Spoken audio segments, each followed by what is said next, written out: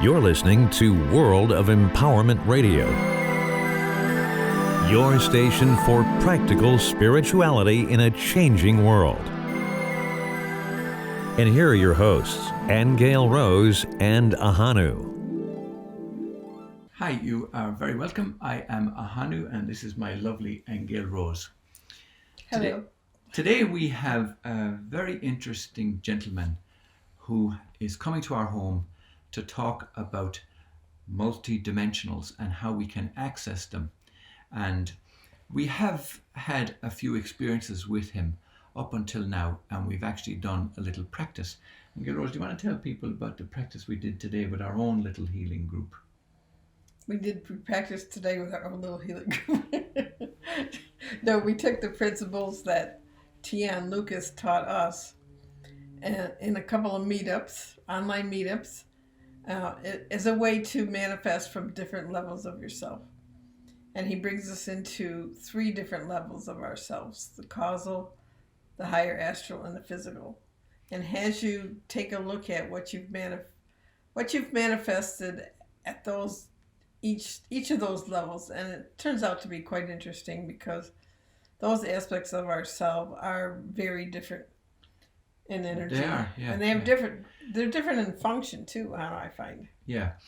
We find his techniques in particular are very interesting, especially in this time period right now, because we've all gone through the teachings of the law of attraction and various manifesting techniques and listened to gurus all through the years and so on. What you will hear today, like us, we found it very different to anything that we've heard or practiced before. And while it does involve, I suppose you could call it manifesting into the 3D world, but it also deals with dispensing with our belief in the hologram and in the matrix. And it takes us outside of all of that, but also allows us to understand it from a physical perspective. So there's a lot going on. So stay with us and we'll introduce you very shortly to Teon Lucas.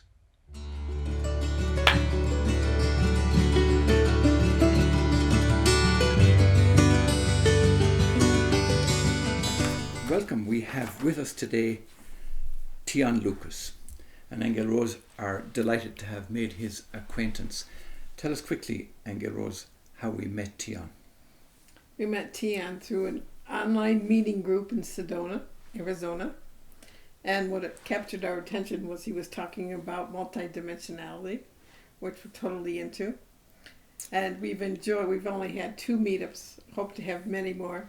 And they've been wonderful very productive, I have to say. Very revealing. You're very welcome to our home, Teon. Thank you. So do start off by giving us a little bit of background. Go into how you came into this kind of awakening, how you came into this sphere of spirituality first. Okay. So in 96, I started to awaken. It was just happening. It was just my time. And I started to feel expanded consciousness. I met someone who helped me look at past lives. And when I looked at my first past life and actually just full on remembered it, it just broke my worldview. I was like, oh my God, the world isn't put together the way I was taught. There's something different going on. You were a fairly 3D kind of guy up until that point. I was. Yeah. There was always something in the background that kind of was there, but it was very, abstract. Yeah. So it just was like, sort of an intuition, something that would steer me this way or that, but no other sense that there was a whole other world on the inside. Right. And you were working in technology at the time, were you? So technology was clearly making great strides, in terms of opening up new avenues and vistas and in fact, if there's even one thing that Aingeal Rose got when she was in the Akashic Records one time, and she said, if there's anything to be careful of in this world, be careful of technology. But you were immersed in that business, right? I was. In fact, I studied both software and hardware engineering. Okay. And so what I would work on was simulating and emulating complex computer systems. So like before they built the first chip that a cell phone could all fit on one chip, they had to simulate and emulate how that would work in a hardware model of it before you actually go build the silicon Yeah. and spend all the money making the layers of the chip. Right. So I've had a background in how reality is like a simulation. Mm-hmm. And, Yes. and the map between what we're studying in technology and how we're actually just trying to reproduce what already exists in consciousness. So when people make that comparison between our world, and Aingeal Rose and I have talked a lot about this, how it seems that we're in a computer program, a matrix, a program, effectively. Yes. You were able to see that early on. So what happened was I first started reading the Seth books, the Seth Speaks books. Yes. And I read one back in like 96, 97 called The Magical Approach. And then something just like struck me when I realized it's up to me to put together my world and I can choose what I participate in or not participate in. At that point, I weaned myself entirely from Western medicine. Interesting. And just went, if there's this other way of organizing my world, I want to do it. Yeah. And then that took me further when I realized like you can channel information from somewhere else and there's knowledge and wisdom and it exists somewhere you can reach with consciousness. Yeah. I was fascinated. I then moved to Sedona in 97 and worked as a spiritual healer. Okay. So this is when I really woke up. So to answer your question, like, how did I get into that world? What brought me there? It was moving to Sedona, like, was the full-on experience where I felt this whole other energy and consciousness of me come down in. And I spent like 2 weeks just crying and releasing. Wow. And just so much like whatever transformed. Yeah. And then from that point on, I had a different kind of consciousness. Wow.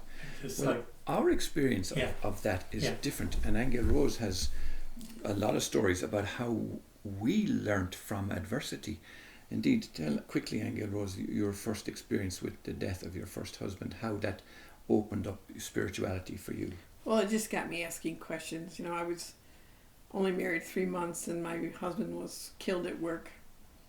So it made me like, where is he? What is he doing? Is there anything after death? So I actually found a teacher, believe it or not. I went to my first psychic fair way back in the day, back in Chicago. And I just, room full of hundreds of readers, and I just asked somebody at the door, who's good? So she pointed me to this lady who ended up being my first teacher. She let me come for $3 a week and ask any questions I wanted. Of course, I was Catholic at the time, so I wanted to know about angels and this and that. And plus, it was unclear about his death, what actually happened when he died, because he was shot.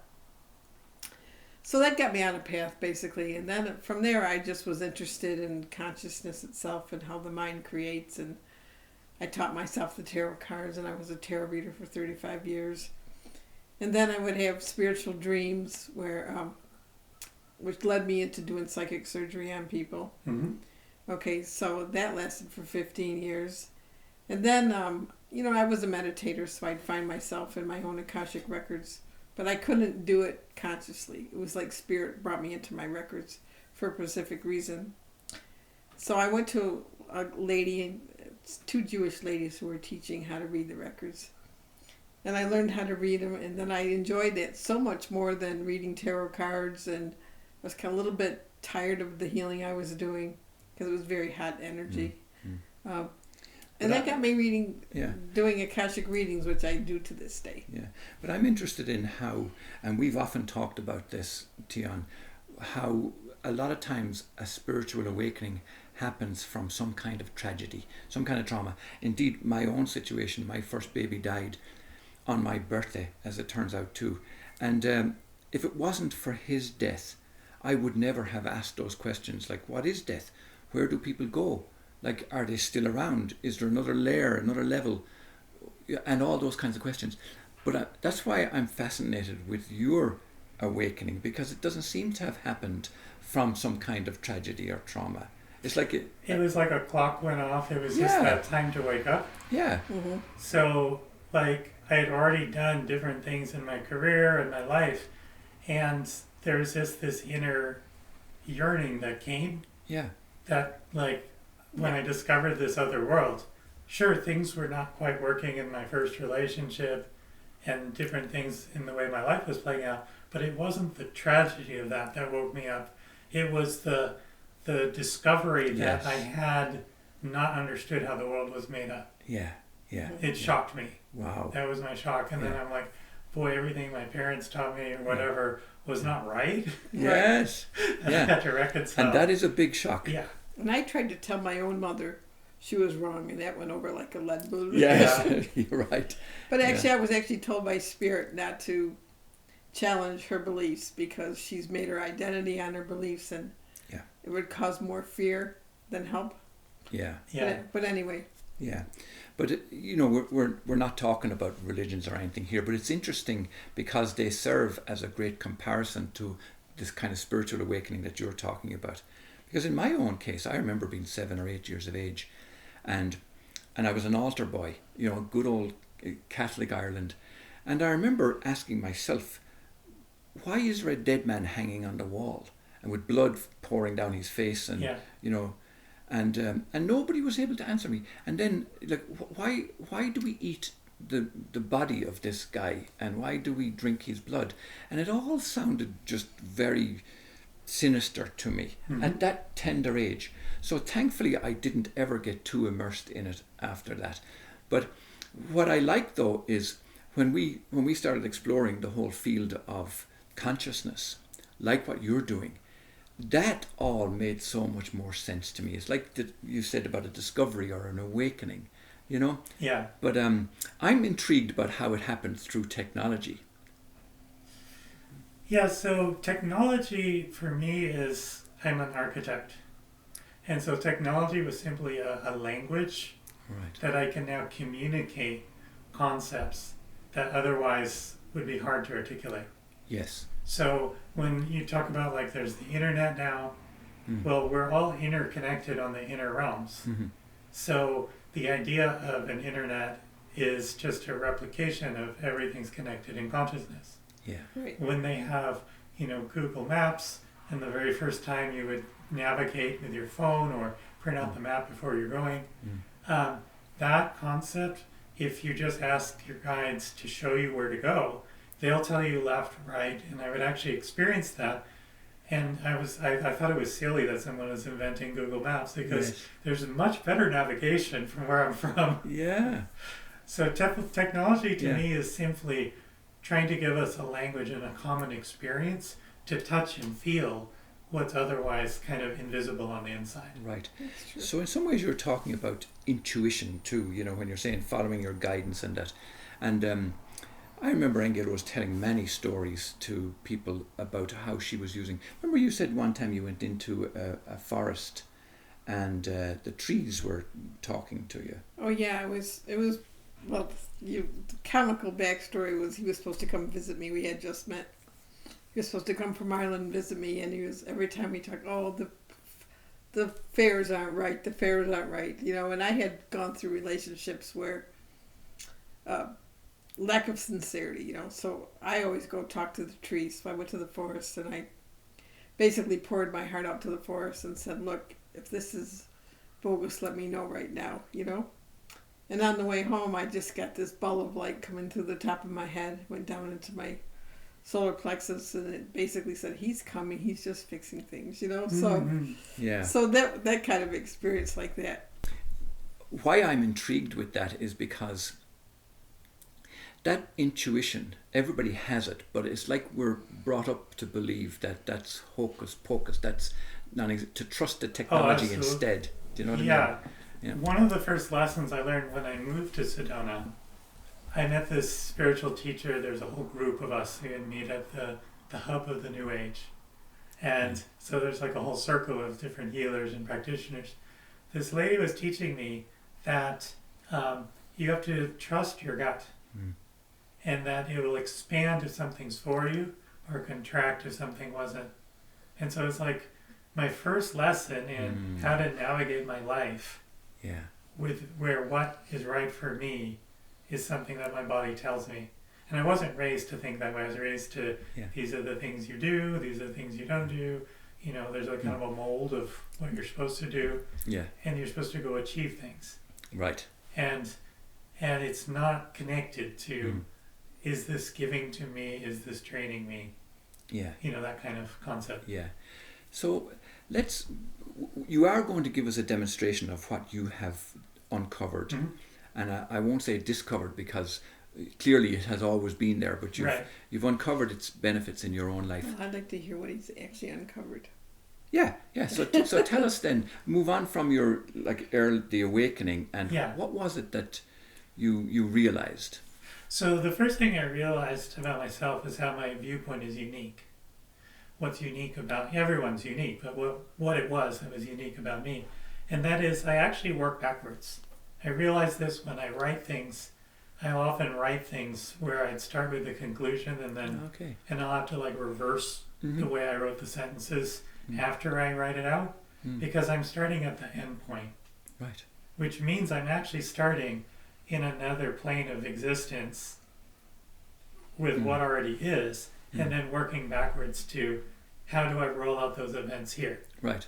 And that suits your engineering mind also. It does as the architect. Yeah. But so then from that standpoint, what I uncovered was how the whole consciousness operates for you. Like the universe is working for you, these planes of existence are there, and you can have a different kind of life. Right? From this viewpoint, it's like I can have my beings set up something for me. Right? Yeah. I'll have my people talk to your people. So instead of having to go through a physical means of putting out an ad or doing something very manual, right? I see now that everything that's really important happens through an orchestration of reality itself. Right. So the people I'm meant to meet and the timing, I may get a nudge to say, go do X, Y, Z. Yeah. But it's because I've asked for something to be orchestrated and to happen for me. Yes. And it seems you're also doing it in the moment. Like you're not planning years ahead for some kind of a major career development or a certain salary expectation or anything. It seems to me that you're following your guidance on the go as correct. As it unfolds. Yeah, so I may have goals and things I'm reaching for. Yeah. Right? But I'm letting the orchestration show me the timing and the flow and how to have that happen. Right. So that I'm really ready to step in and show up for those experiences. So you're not trying to manufacture something. Like it's not a, what am I trying to say? It's not like you're trying to coerce existence in some way to give you a specific outcome. You're allowing it to, you're allowing a higher creative force. Yes, very much so. Yeah. Because what I see and what I've learned is that when you ask for something that is already created, it's more fantastic when you experience it than anything you could have conceived of mentally. Yes, yeah. So you have a feeling of what it is, you have a desire for it, but you're really like calling in something that's greater than what you could manually conceive of, right. or mentally, put through. Yeah. Do you find any conflict with that and other mainstream ideas, like the law of attraction and stuff? Do you see a... I think the law of attraction makes sense, but I don't think it's the full picture of the viewpoint it's written from. Isn't one where you have all the support and guidance and that you have like a whole other level of consciousness. Yeah. It's almost like in my mind I can think of what I want and I can just manipulate, and that's true. But that's not a way to embody.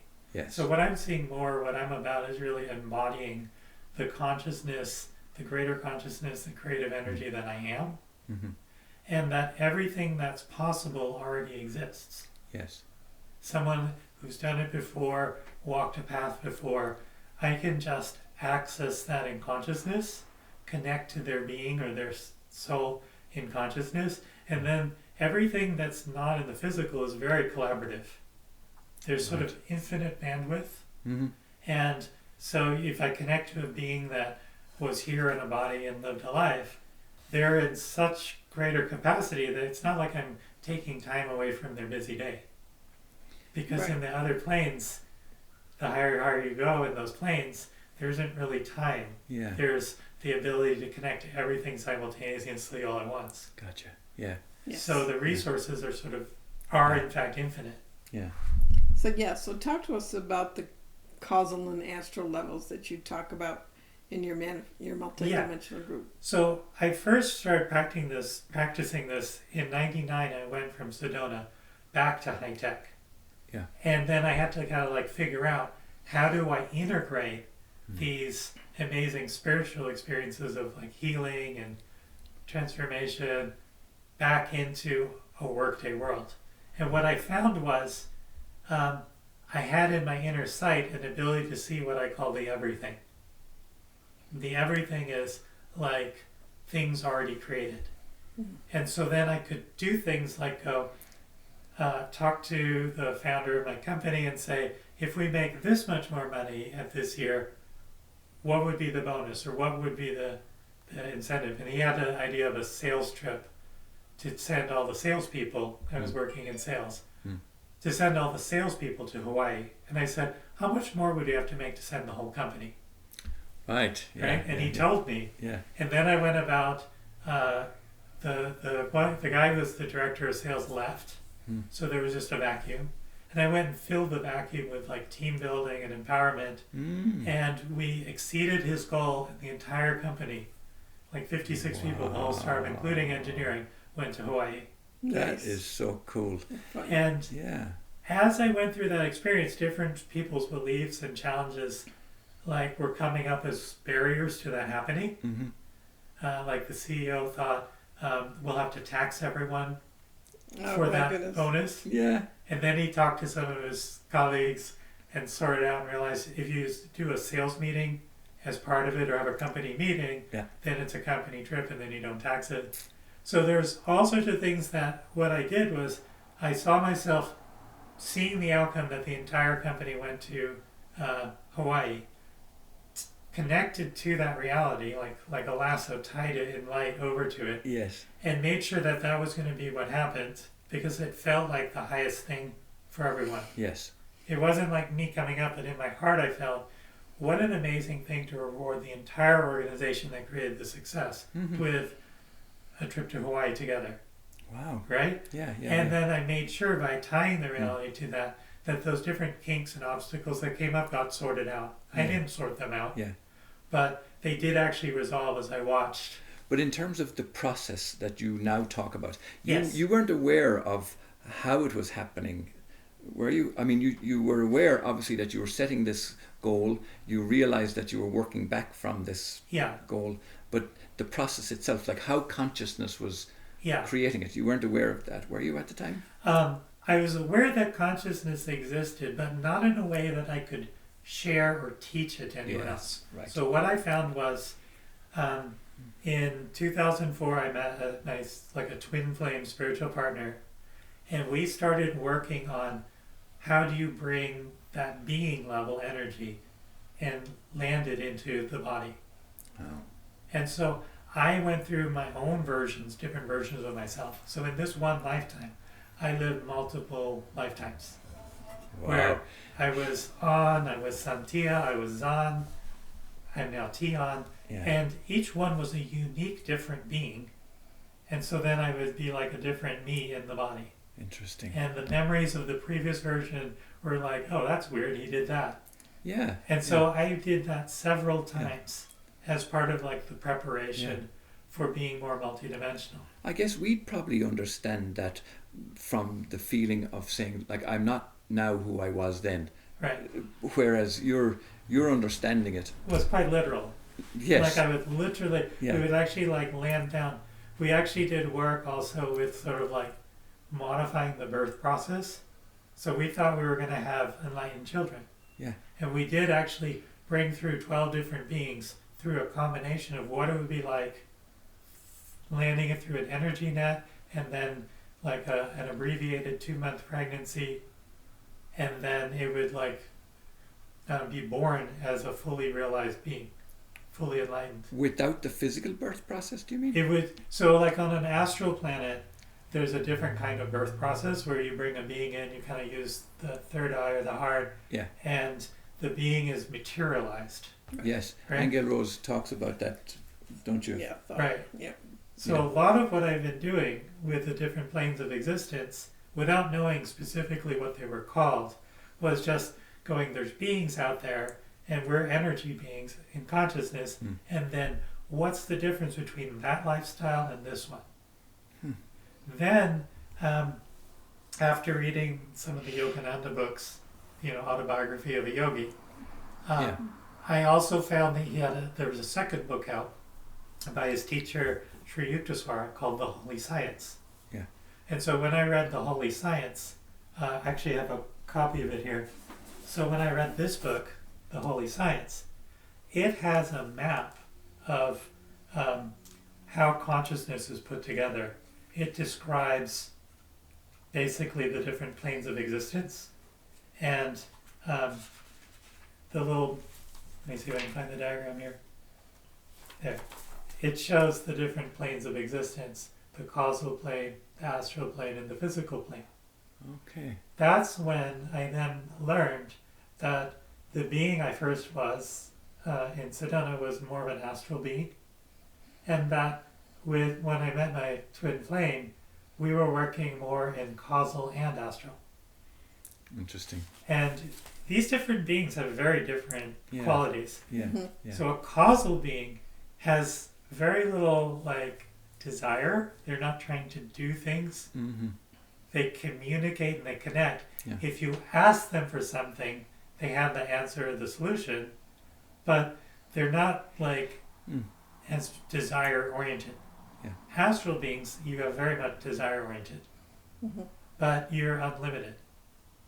And so I found the best match for embodiment here is to be an astral being with causal awareness, to be able to be a blend of all that knowing and alignment and truth that comes from causal. Yeah. But you need to have desire here, otherwise you're just going to kind of sit around and go, yes, nah, I don't need to do anything. I exist. yes, And it's very hard to participate in life yeah, from a purely causal perspective here, right. because you don't require anything. But your awareness is there, though. You're aware of the causal being an integral part of it. Yeah. Yeah. And so then more recently what I realized was to teach people how to embody, you introduce them to their causal self, their astral self, and their physical, the construct that ties all that together, their physical.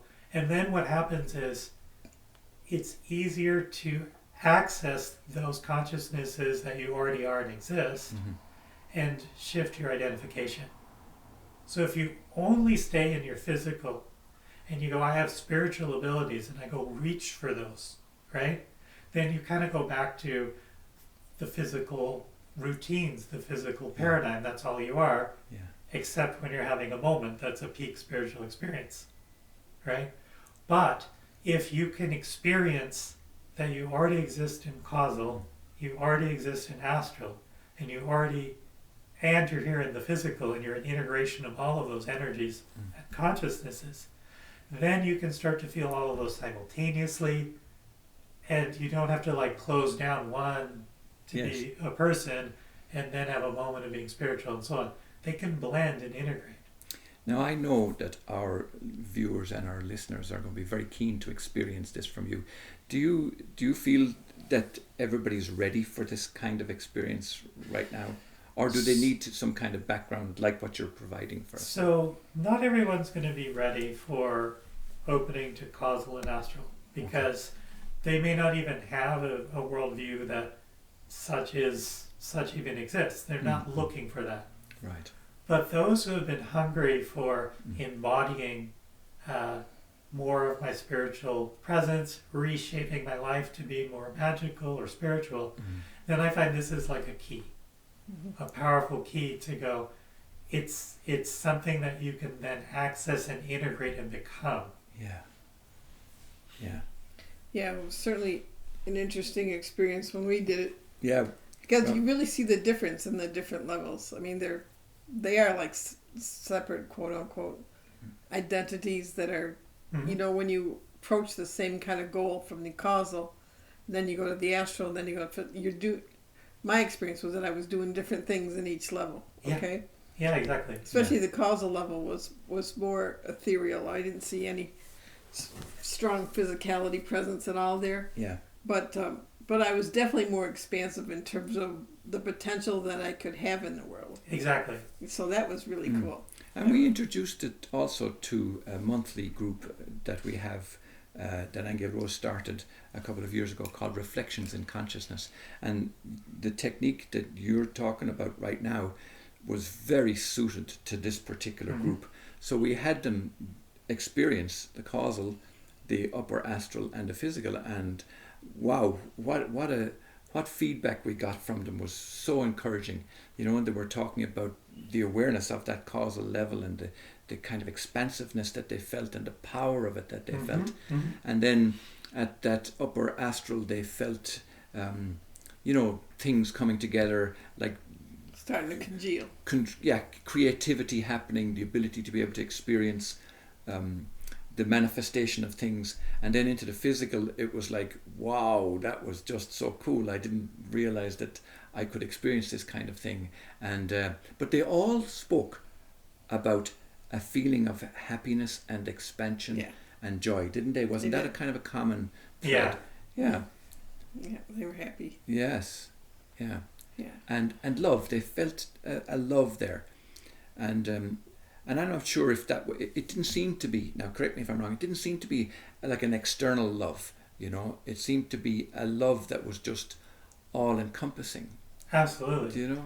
Yeah. So by going to these other planes of existence, you're accessing the core qualities and properties that make up consciousness that are used to form things here. So really what you have in consciousness are just two things. You have consciousness and then consciousness wrapped in a sheath to appear as matter. Yes. But it's still consciousness. Yes. Right. And if you understand that, then it's all consciousness and it's all changeable. Yeah.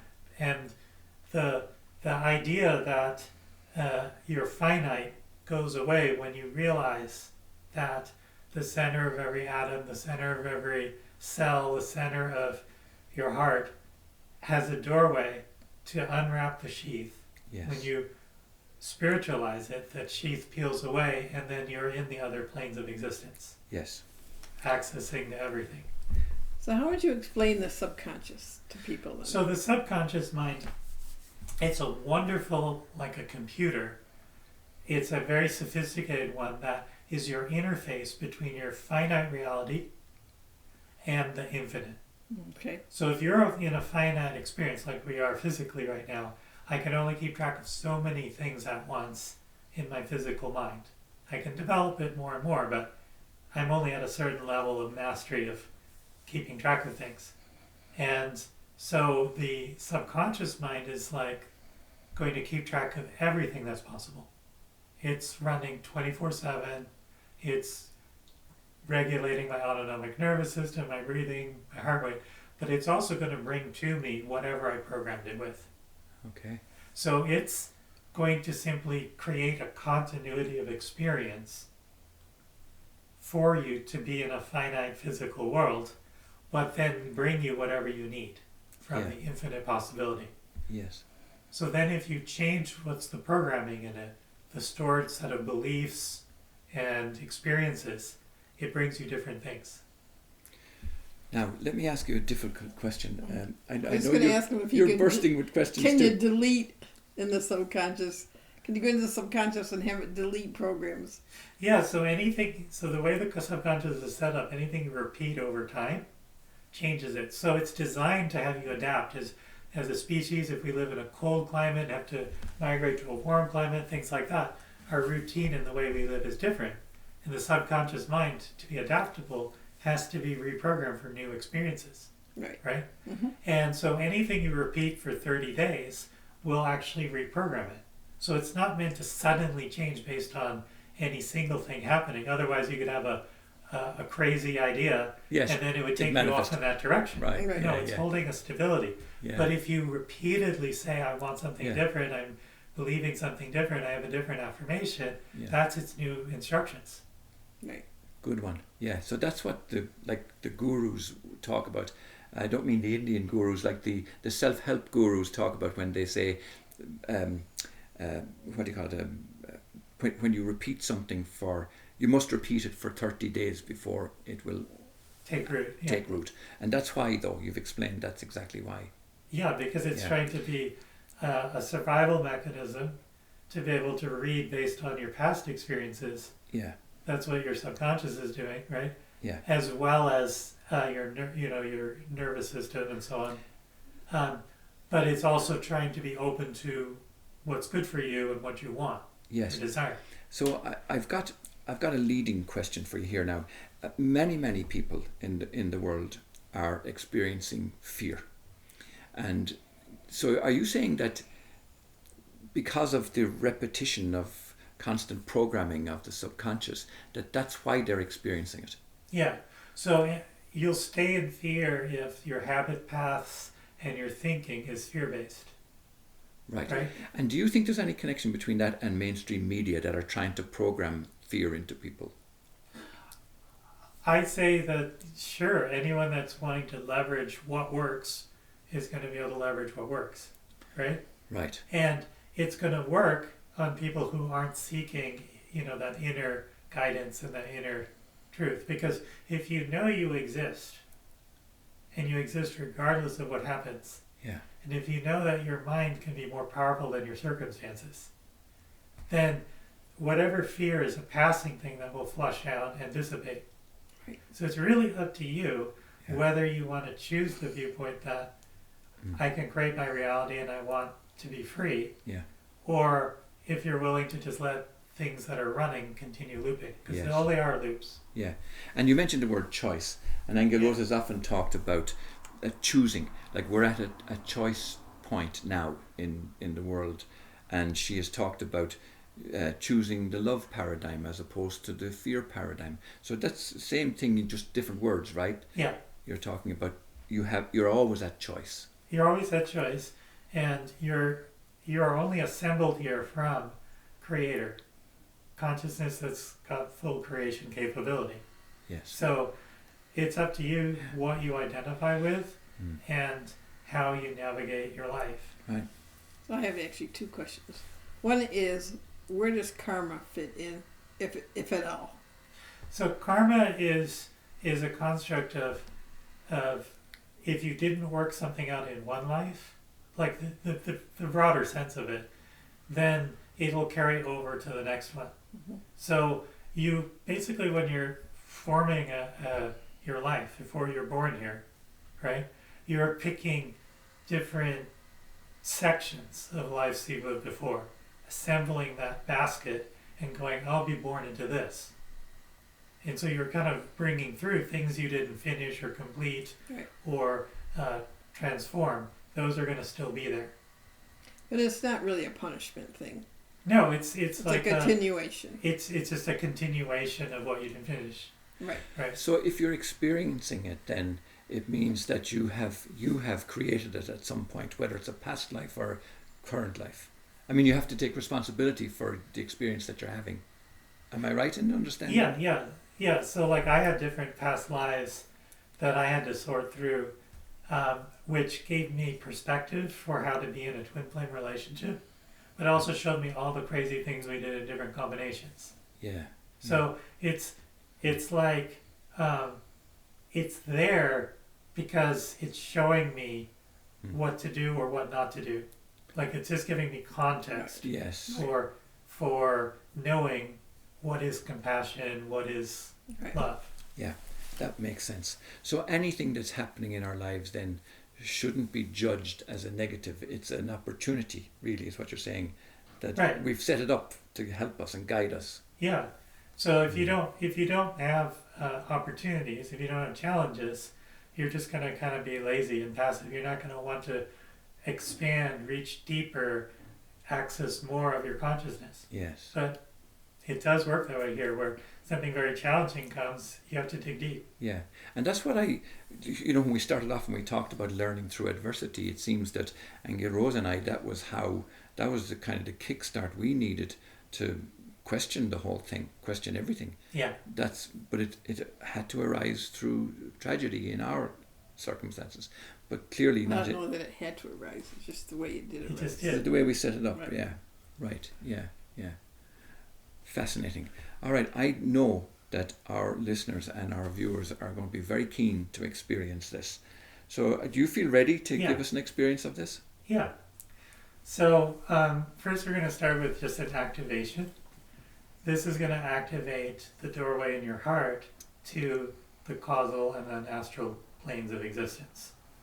Okay. And so what you want to do is just put your hand over your heart chakra, the center of your chest, and just feel yourself there, connect in. And without knowing, you don't have to know logically what I'm saying here, but just follow that inward to the source where you come from. Because the source where you come from knows the answer to what I'm saying here. So follow that inward to that source. Okay, and now we're going to activate to the causal plane.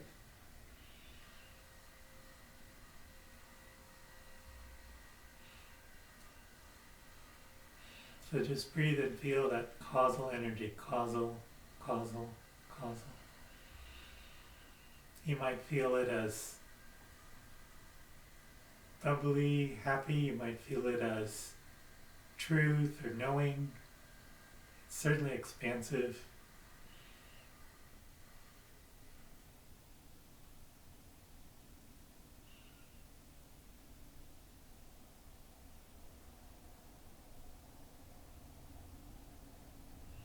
Okay, the doorway is open now, so now you can test it out. What does it feel like when you call forth causal energy and consciousness? Bring it into this room, into this experience.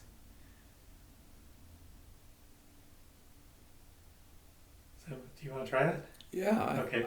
I feel a huge influence, like a power. Yeah. I'm getting chills as you say that. It's like changing the quality of the energy in this whole Really room, is. this reality. And almost like our human language is not capable of describing it. It's yeah, I feel that sense of I think unlimitedness. Yes. Yes. So that's your consciousness there. You already exist on the causal plane as a being. And you just tapped into how unlimited you are there. And you're spiritualizing all the atoms in the room simply by calling it forth. The sheath is peeling back on things and we're all feeling tingles. What did you feel, Aingeal Rose? Well, I just felt white light that was unlimited and expansive. Yeah, it was just a burst of infinite white light is really how I felt it. So on this plane, on the causal plane, you're formless. You don't have to take a body. You can choose to form something, but you really don't need to. You just exist. You have access to everything.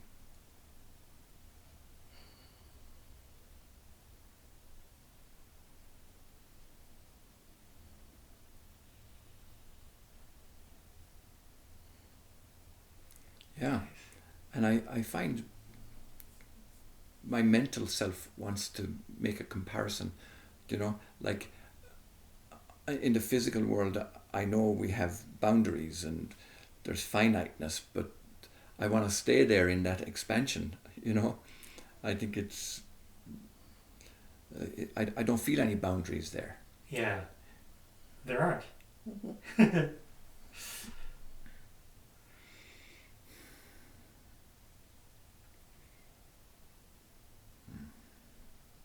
There's a freedom in that, isn't it? Yes.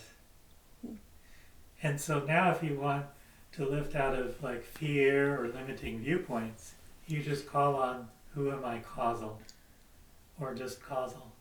And that's going to bring this expansion and it's going to give you a different viewpoint. Your identity there is so unlimited that then when you bring that here, you see past things that were previously limits. And that was also one of the keys I learned, one of the simplified things, which is your viewpoint drives your reality. Everything you sit in, everything you experience, everything your subconscious mind brings to you is based on your viewpoint. If you change your viewpoint, like we just did by bringing in causal, you've actually overridden all the programming here. And you can stay in that viewpoint and then have a completely different outcome. Right. That's very powerful. And it was very nice. Very wonderful. But just even that thought alone, it is. It's a very empowering thought. Yeah. Yeah.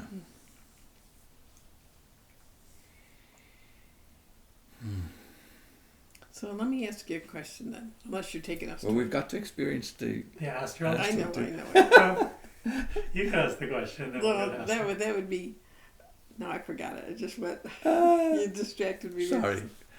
Okay, we'll get it back later. But I think. Oh, perhaps, so now I know what it was. Okay. So is that actually how the body was created? Is it created simply by a spirit having an intention to come down and have a body? Well, that's a really good question. I know that creators created the idea of physical reality.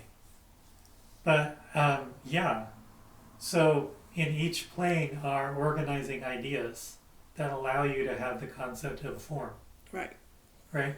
So on the causal, you just have time, space, particles, and vibration. Right? So it's enough to have a framework within which you can have experience. Okay. But you don't specifically have form. Yeah. You don't have to have a body, but you have the sense of an individual existence and not just one with everything, right? Right. So, and I can have experiences because I have this time and space and vibration and so on. Then on the astral plane, we add the ideas that make up everything that's needed for a form.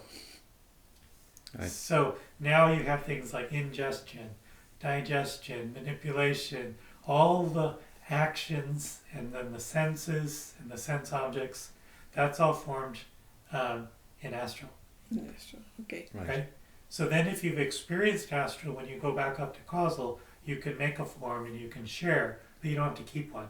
It's just it's just there to communicate or experience if you want to, or share something, right? But it's not there like a fixed thing that you have to maintain for any reason, because you just exist and you're limitless and you're formless. Right. So then on the astral, all those constructs, the actions and the objects and so on, those are then you have all the building blocks to make a form and have a form and go about experiencing within a form. But it's the spirit that is us that decides that. So like am I up there saying, okay, I'm going to manifest this form because I want to come down to the physical plane? So am I doing it through those levels? Am I doing it through causal, astral, and then physical? Yeah, everything that's created here is coming through those levels. Everything that exists in the matrix here has those levels in order for the ideas that are here to exist. They're a amalgam of those different levels of originating ideas, right? And so those planes actually exist here. It's just that we have consciousness veiled, the particles are veiled in consciousness to make them seem so separate that you won't notice those planes. Can I expand on that for a second? Because you know how we get lots of people asking us about the fall from grace and the separation from God and all. So do you think the Anunnaki creating our bodies and all that kind of stuff? Yeah. I don't know who all, like I haven't spent time exploring who all went into the creation of the bodies. Right. Right? Yeah. But it does seem like it wasn't a single shot creation. You're going to revise and get feedback based on what it was like, and much like a computer program that you didn't anything in experience, we evolve it and we improve it. Yeah. So I'm not one that says, oh, someone just thought of all the properties that make up the planes, and then as we go through the planes, here's how to make forms. Yeah. But what we do then have is we then have layers of experience that contain these avenues of creation, these types of forms, these types of things here, right? And so then when you ask for a body, you don't have to be a spiritual master to know how to materialize your body. Right, because the program is there. The program's already there. Yeah. But I'm saying that program is made up on those planes. Gotcha. Right. Gotcha. And that's what's maintaining the bodies. That right? makes sense.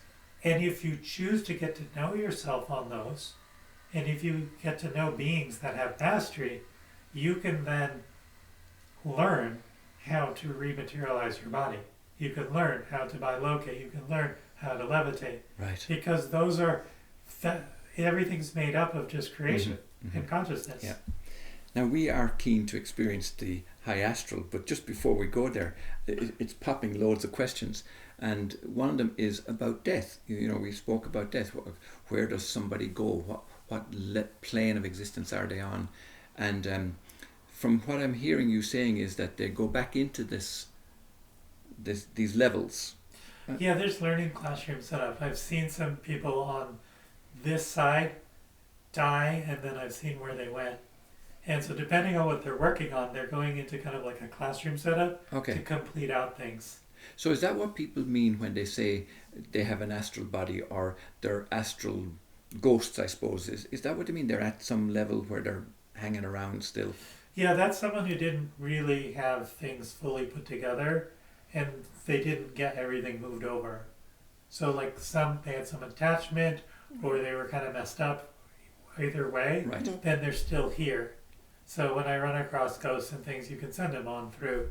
Right. Okay. If you're connected all the way up. Makes sense. Makes sense. Yeah. But then besides those learning classrooms, there are also astral planets that we exist on.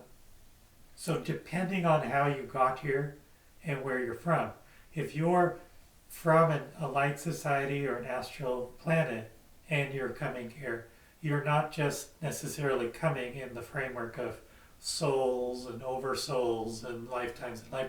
You might be coming here to help with the advancement of the consciousness of Earth, so it's becoming multidimensional. So it's becoming more astral. Right. Yeah.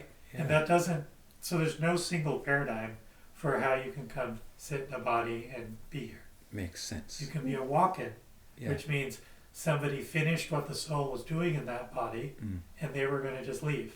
Yeah. But the body's still good, so you could have someone else come in. There's like an infinite number of possibilities of how to get here. Right.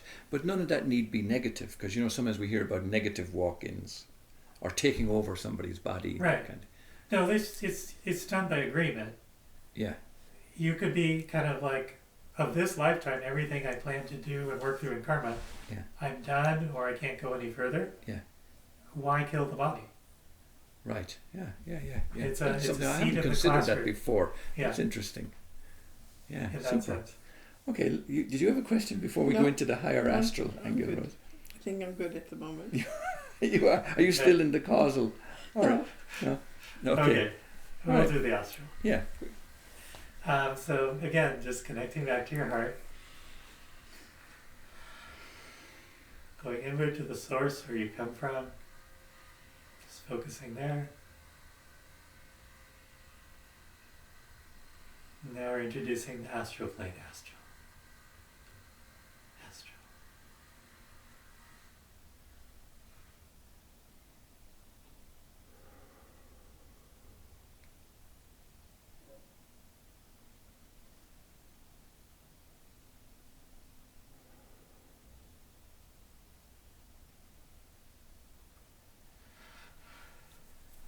Okay, so now go ahead and practice bringing astral through.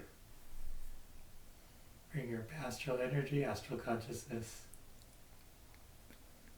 I get the sensation that there's some kind of a veil between that, and it could be just my perception or past beliefs, but I sense a kind of a veil between that and causal, that there's a difference in frequency, perhaps. There is. It's Okay. it's a different plane of existence. So when you're in Right. the astral, you have form, and then whole worlds get set up, even non-physical ones, astral ones do. And so it's a very different quality of lifestyle there, Yeah, yeah. right? I find that there are thoughts there, though, where it was more kind of an experience in the other, in the causal, you know. Yeah. Am I right in saying Yeah. that? It feels that we can again, it's hard to put words on the experience. On Do you know things what I that aren't mean? in this dimension, yeah. Yeah. But it feels like I could have the beginnings of thoughts that can manifest feelings. There seems to be more of what we're familiar with in the physical, Yes. in that plane, Yes. than what was in the causal. Very much so. So Okay. in astral, you have desires. You Right. have Yes. lots of energy, you have lots of magnetism. So when you bring that here, it can charge up your body. That's what I was It sensing. can, Yeah. energize you. It can draw things to you. It can help convey. If I'm going to go present to 1,000 people, or I'm going to sing an amazing song that will give people chills, I'm bringing through my astral presence, and then that magnetizes and reaches everyone, and they feel it. Yes, that's the sensation I was feeling, that there was something more tangible about it, Yeah. or that we can sense more clearly what it feels like, what it means. It's closer to what Closer, the world is closer. like here, Yes. even though it's limitless, meaning your astral energy, you don't run out of energy, you don't have to eat food, you just keep having energy, right? Wow. So it's when you access more of that here, you can go without eating, you can just have energy fuel you and make the matter that your body needs. Well, we published a book some time ago by an Israeli author called A Year Without Food, and he teaches breatharianism, Yeah. and so he was tapping into that astral energy then as a resource for him to continue without external food. Correct. Interesting. Yeah. Yeah, because my understanding from him at the time was he just taught his body how to use a different form of energy. That was my understanding at the time. Yes. But that's effectively what he was doing. Yeah. Wow. I experienced that as if it was, again, it's hard to explain. It was like felt like I was looking at a netting going on through my whole body, like it was a template of a net, as if you're going to create form, and it had to have a net template first. So I was looking through a net was going through my whole body, like my legs were netted. Yeah, everything was a net. And I could get past that. It was just kind of saying, this is the structure, you know? Yeah. Right. Yeah. But I imagine you could put thought into that net and say, well, this is how I'd like you to appear. Yeah, so when I go, as my astral being, right, I'd like to upgrade my body. Right. Then it's trivial for my astral being to upgrade my body, because creation is instant, and my astral being knows what that net is. Right. So it can reprogram my body. So I can make myself run faster, or give myself different, energy qualities. And if I access different forms of me, I have different abilities here. Right. Yeah, like I had particular health-related issues. So from looking at that net, I felt like I could modify all that. Right, because anything that you say is a belief, I have this health issue. Right. You can actually adjust that to, I'm experiencing this thing. Right. Like you had said, diabetic, right? That would make it a solid, Right. right? But if you're simply diabeting or experiencing diabetes, Okay. then that's just a passing experience. Everything passes. I get you. Okay, cool. Wow. Very And you cool. can have a different netting and a different program Yeah. and a different form, and then Yeah. That's it a just very, changes. a very liberating thought. That is Yeah. very liberating experience because, again, there are teachings out there that will tell you that you have to kind of visualize things, and you have to follow protocols, and you have to take this medicine, and you have to follow that diet, and you have to do all these things. Whereas what you're saying is that you can go to that astral body, feel or experience the passing out nature of it, Yeah, and create something new. absolutely. And so the repetition still helps with the visualizing because you're reprogramming the subconscious in the physical plane. Yes. But it's not where the source comes from. The new form comes from you on a different plane. Gotcha. Wow. And that's a much more transformative thing. Very important. Then you can have mastery of, like, there's different shamans and things that change into animals and go back to human, right? And all of that comes from integrating your consciousness of astral into your experience here. But then more is available to you because that's normal to change forms on the other planes. It's only weird here. I want to talk about a fear thought that came up with me for a moment, and this is relating also to Aingeal Rose's experience. Maybe you could talk about it.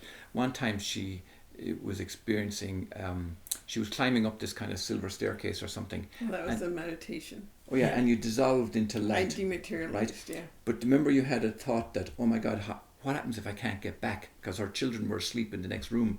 I had the same thought just then. You know, if you were shape-shifting, or you were shrinking to the size of an atom, or you were bilocating, what would happen if you had that thought, oh, how can I get back? So if you go to the causal plane and the astral plane, then what you're doing is additive because you're embracing your wholeness. Right. So from there, it's actually not possible to have a limitation that you can't get back because you don't have limitation. I understand. So that fear is just residue here in your body consciousness. Yes. And it's actually not, it doesn't exist on the other planes. Yes. So if you understand that it's additive and that when you're whole, there's no limit to what you can do, that doesn't actually happen. It's just something in your nervous system or a habit path. Right. And then repeating that I'm unlimited, any kind of affirmation that flips that around, flips the script on that fear, will then reprogram that out of your subconscious. Wow, beautiful. Wow. Well, now we got to get the physical. Let's experience the physical one. Well, so physical is just asking now, who am I physical? So we did who am I astral, and you experienced that. We did who am I, causal, and then astral. And now if you ask, who am I physical? You're going to see the intersection of all of those, basically. Who am I physical?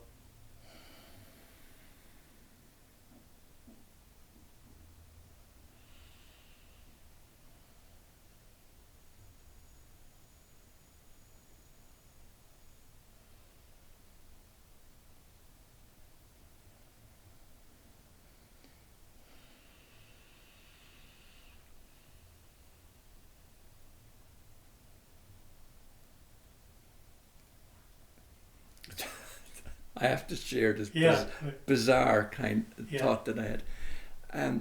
I felt so stupid, like my body I'm talking about, in the physical. I felt so stupid that I didn't experience this before, that all this ability was inside the physical body, and I just, for whatever reasons, just never... It was veiled. For whatever reason you did. I know. You didn't see past it, And it's funny. I mean, I feel a joy with it, an innocent, a giddy, innocent, stupid kind of a joy with it. Yeah. Do you know? I know you know what I mean. Yeah, I know exactly what you mean. Yeah, it's like, whoa! I choose to confine myself into 2 legs, 2 arms, and a head, not realizing that. Wow, there was all this other stuff there. You know what I mean? Yeah. Yeah. That's great. Yeah. How about you? I just saw myself as a golden angel Yeah. Coming down to you earth are. on purpose. No, making a body on purpose to basically, deliver this kind of thing. Yeah. So I feel like this is like the next level of what I'm supposed to be doing. You know what I mean? Mm-hmm. Very much. But yeah, this angel just kind of came down through the levels. It's like, well, here I'm delivering this golden light. You see, I'm not surprised that her name is Aingeal Rose, and Aingeal is the Irish for angel. So there you are. You're living it. But I really saw myself as you are that. Yeah, so that was weird. Wow, that's very cool. Very cool. But I mean, I felt a deliberateness about it. Like I deliberately came down and made this body so that I could work on this level. Yeah. With light and stuff. Yeah. Interesting. Yeah. Interesting. Wow. That was very cool. Well, do you know what? We're going to share your information far and wide, Teon, because this is very beautiful. Yeah, so very beautiful. Those activations, if you need them again, they're also on YouTube at Teon Lucas. At Teon Lucas. TeonLucas. Yeah, and we'll put a thing on the video for it. Yeah. And then I'm playing with a website, yourawakeningresource.com. And so I've put some of these things here, and I'll put more time into it to update. Yes. But it describes the different planes of existence and links to my YouTube. Yes, do that. And we'll also share it on our own site, worldofempowerment.com too, because we are all about empowerment, and that's seriously empowering. Yes. Yeah. And are you open to other people joining the meetup that are from far and wide? Yeah, so you can also find me on Meetup on Sedona Multidimensionals. Okay. Yeah. And it's an online format, so you don't have to come to Sedona, but we're of course just enjoying the Sedona energy here. Sure. And bringing it out to the world from Sedona. Yes, right. Yeah, we'll share that too. Yeah, super. Right. Okay, do you feel complete? Are you too, happy? Yeah, when you close down. So we'll draw to a close. Just to say, we really appreciate you coming. That was awesome. Into Thank our you lives, so much. and for sharing this knowledge and this information, and I don't know what to say. I'm so grateful. I really am, and to have the experience as well, on all those levels, it's a wonderful thing.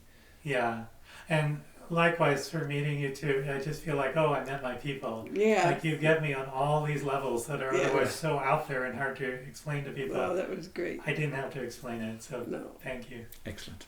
Okay, till next time. Blessings from myself, Ahonu, and from Aingeal Rose. And from happy Teon Lucas. multidimensional adventuring. Yeah, absolutely. All right. Well, thank you for listening to us today. We hope you enjoyed that interview and get practicing. Right, Ahonu? Yes, indeed. Practice it. That's what it's down to, because those experiences, like what Teon showed us, will stand to you and will allow that whole matrix to collapse and allow us to be able to venture into what's coming, which is big. In fact, I do feel that in lots of ways we're already there, and this will help you experience it. So, till next time. Until next time, blessings from myself, Ahonu, and from Aingeal Rose. Bye. Bye-bye.